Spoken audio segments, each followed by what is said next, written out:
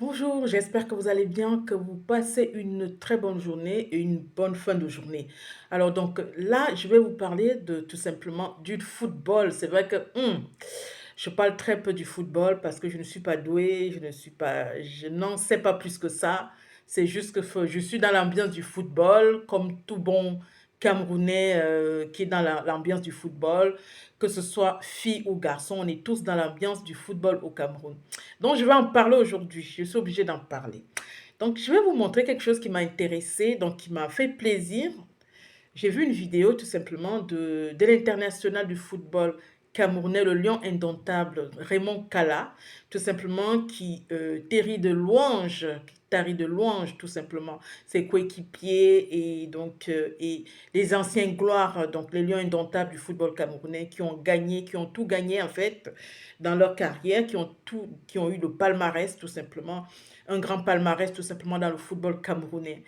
Et aujourd'hui, donc, Raymond Kala, donc l'international Raymond Kala, donc l'ex-lion indomptable, refait la rétrospective tout simplement de tous ces gloires-là. Et donc, c'est une vidéo qui m'a beaucoup intéressée, qui m'a beaucoup plu. Et j'aime le personnage aussi, c'est quelqu'un de calme, de posé, et qu'on ne voit pas trop dans les réseaux sociaux, donc qui n'en parle pas beaucoup. Quand les gens n'en parlent pas beaucoup, ils font. Donc voilà, donc je vais vous montrer, donc je vais vous laisser regarder une vidéo qui m'a beaucoup plu de lui. Donc il fait beaucoup de rétros donc sur ses anciens coéquipiers, donc voilà, donc je vous laisse regarder la vidéo, donc vous allez voir. Donc à tout de suite. Et là, lui, c'est le meilleur joueur. Le meilleur de tous les temps. Meilleur joueur africain de tous les temps. Quand on quitte en Afrique, meilleur joueur du monde pour moi, là, c'est la meilleure génération que le Cameroun ait jamais. Ça, 2002, c'est la meilleure. Tu avais dans le but Aliou Mboka, on l'appelle Chat. Le capitaine Courage, lui, il déchirait tout. Il jouait qu'avec le cœur, lui. Et devant, on avait deux tueurs. On avait deux tueurs. Patrick Mboma, Samuel Eto'o. On ne me voyait pas beaucoup, mais le rôle que j'avais dans cette équipe était très important. Et là, lui, ce n'est pas un footballeur. C'est un ami à moi, petit pays. Voilà, donc c'était un bon footballeur, mais il n'a pas réussi parce que il est têtu. Là, en haut, vous me voyez avec ce brassard. C'est le léopard sportif de Douala. C'est la Pierre Omelin. Moi, je l'appelle têtu. Mais Pierre Omelin, c'était un élément très, très, très, très, très important. Lui est quand même ailleurs. Un joueur exceptionnel. Lui là, c'est mon cops.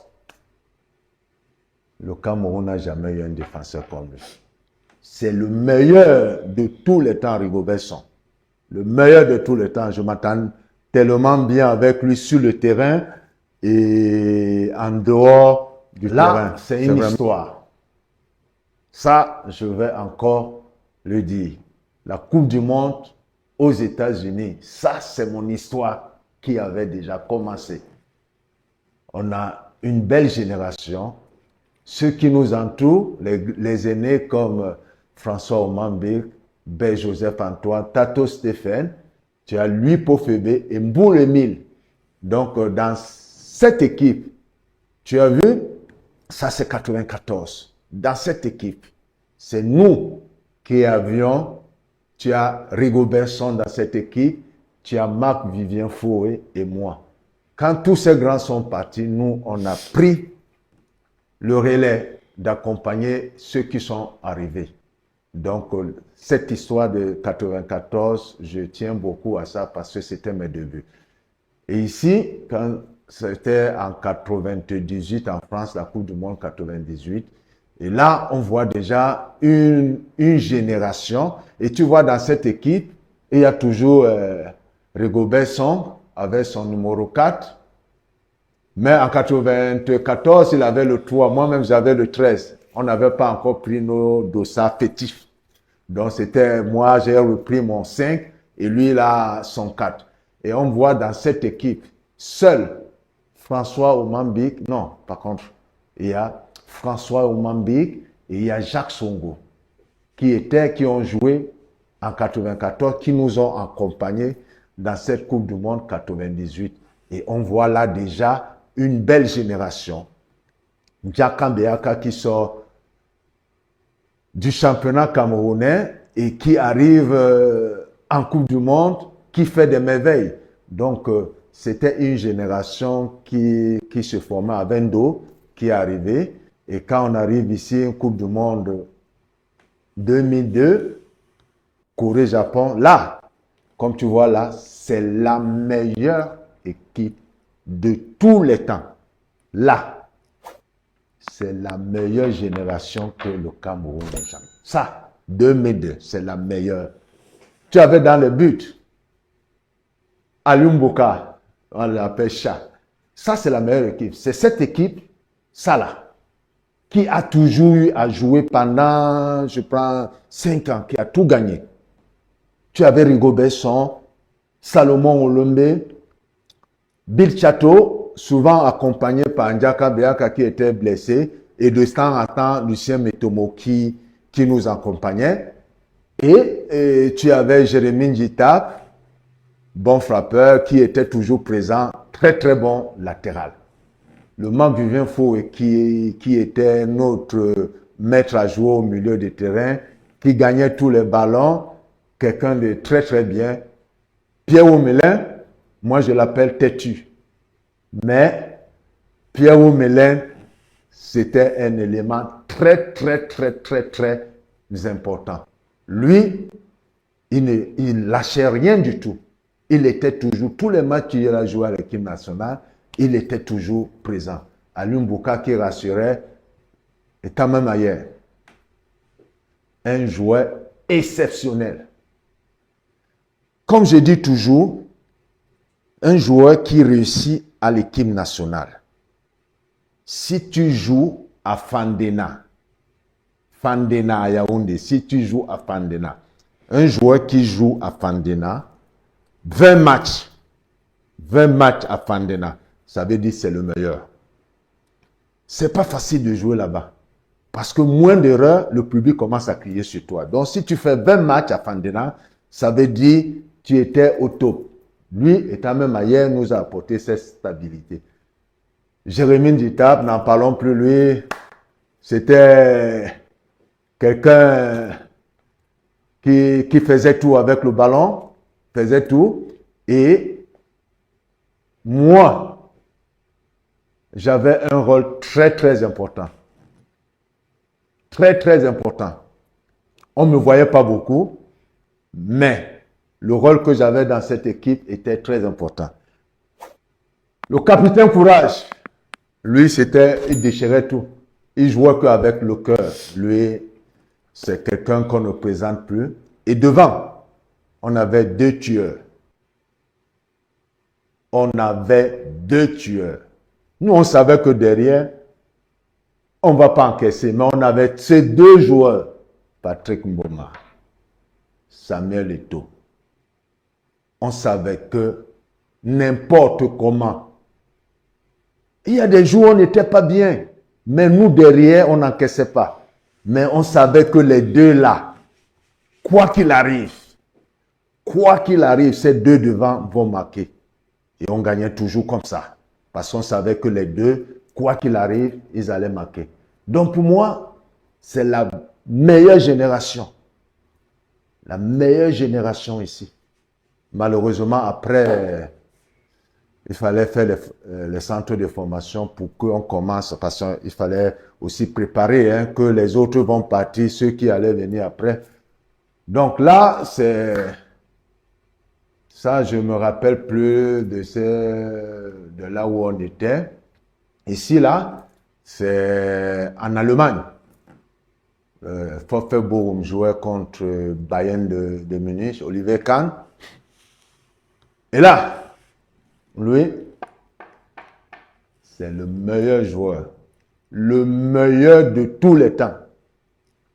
Meilleur joueur africain de tous les temps. Quand on quitte en Afrique, meilleur joueur du monde pour moi. Je pense que Samuel a apporté beaucoup, je dis beaucoup, dans le football camerounais.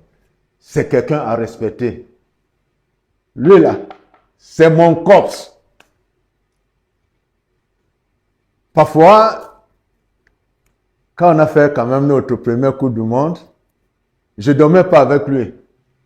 Il dormait avec Roger, mais il avait toujours envie de venir, puisque je dormais avec le feu Vivien Foué. Il avait toujours envie de venir passer du temps dans notre chambre. Lui, je n'ai plus à présenter parce que lui là, le Cameroun n'a jamais eu un défenseur comme lui. C'est le meilleur de tous les temps, Rigobert Song. Le meilleur de tous les temps. Je m'attends tellement bien avec lui sur le terrain et en dehors du terrain. C'est vraiment un ami. Je donne chapeau à lui pour toute la carrière qu'il a eue. Et ici, c'est en 2002, on venait de gagner la Coupe d'Afrique. On venait de gagner la Coupe d'Afrique 2002 au Mali. Et là, vous voyez tous ceux gens le peuple camerounais qui est derrière nous, on était vraiment heureux parce que on est sorti dans cette Coupe d'Afrique sans le moindre but encaissé. Donc, c'était quand même quelque chose qui est entré dans l'histoire. Là, en haut, vous me voyez avec ce brassard. C'est le Léopard sportif de Douala. C'est la finale de 1993 que j'ai joué contre le Canon de Yaoundé. Malheureusement, on a perdu, je pense, 2-0. Et c'est la même année que je signe dans le Canon de Yaoundé. J'ai joué juste un seul match et on m'a appelé à l'équipe nationale. Voilà l'histoire. Et là, c'est le club Extremadura en Espagne.